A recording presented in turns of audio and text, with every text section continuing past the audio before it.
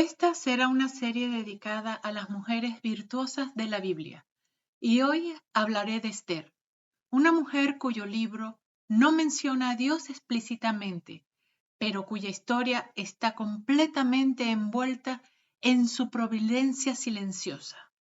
Porque hay momentos en los que Dios no habla en voz alta, pero mueve cada pieza con precisión. Esta no es solo una historia antigua, es una historia humana, de identidad, de temor, de valentía y de amor por un pueblo. La historia de Esther ocurre en el Imperio Persa, uno de los imperios más poderosos de la antigüedad. Israel ya no vive en su tierra, el pueblo judío ha sido exiliado, está disperso, vive bajo las leyes extranjeras, costumbres ajenas y una autoridad que no comparte su fe. Muchos han aprendido a sobrevivir, otros han aprendido a callar y algunos han olvidado quiénes son. Es en este contexto donde aparece Esther. Fue criada por su primo Mardoqueo, un hombre fiel pero sin poder. Ella es una mujer huérfana, sin linaje influyente. No tenía protección política. Su nombre en hebreo, Hadasa, significa mirto, una planta pequeña, discreta, pero aromática. Su nombre persa, Esther, significa estrella. Y como muchas estrellas no nacen para brillar de día, sino en la noche. Cuando la reina Basti es destituida del trono, el rey ordena que se busque una nueva reina entre las jóvenes del imperio. Esther es llevada al palacio, no porque lo haya pedido ni porque lo haya planeado. A veces el propósito nos alcanza antes de que lo entendamos. Ella guarda silencio sobre su origen, no por vergüenza, por sabiduría. Hay momentos en los que Dios no nos llama para hablar, sino a observar, a aprender, a esperar.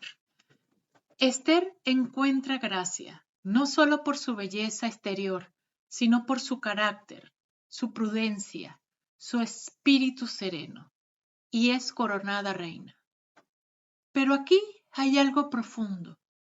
Esther alcanza el trono sin saber que su verdadero llamado aún no ha comenzado, porque el trono no era la meta, era la posición.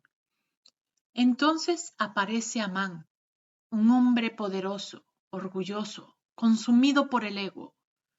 Cuando Mardoqueo se niega a inclinarse ante él, Amán no busca justicia, busca exterminio. No quiere castigar a uno, quiere borrar a todos. Se decreta la muerte de todo el pueblo judío, un decreto legal, irrevocable, firmado con autoridad imperial. Esther ahora vive en una encrucijada espiritual. Es reina, pero es judía. Tiene poder, pero también riesgo. Si calla, vive. Si habla, puede morir. Y es entonces cuando Mardoqueo le envía un mensaje que atraviesa los siglos. ¿Y quién sabe si para esta hora has llegado al reino? 4:14. No es una acusación, es un despertar. Esther entiende algo esencial. El silencio también es una decisión.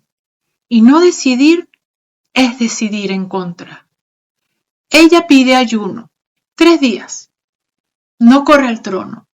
Primero se inclina ante Dios, aunque su nombre no sea pronunciado. Se vacía de sí misma antes de exponerse. Y entonces dice, si perezco, que perezca. 4:16. No es resignación, es amor, es entrega, es fe madura. Esther entra ante el rey. Arriesga su vida, pero no acusa, ni grita, no reacciona con impulsividad. Ella usa sabiduría, paciencia, discernimiento. Invita al rey a un banquete y luego a otro. Porque Esther entiende algo que muchos olvidan. El tiempo también es una herramienta divina. Y mientras tanto, en una noche aparentemente común, el rey no puede dormir. Lee los registros, descubre que Mardoqueo una vez le salvó la vida y nunca fue recompensado. Nada es casualidad. Lo que parecía coincidencia era providencia. El plan de muerte se invierte, el verdugo cae, el pueblo es salvado. Esther no solo salva vidas, deja un legado. Se establece la fiesta de Purim, una celebración para recordar que incluso cuando Dios parece callar, Él sigue gobernando. La historia de Esther nos enseña que la virtud no siempre hace ruido, que el valor verdadero no siempre es impulsivo y que el amor más grande es el que se ofrece cuando hay algo que perder. Tal vez hoy tú tampoco ves a Dios actuar. Tal vez todo parece silencioso, pero eso no significa que Él esté ausente, porque tal vez para esta hora tú también estás donde estás.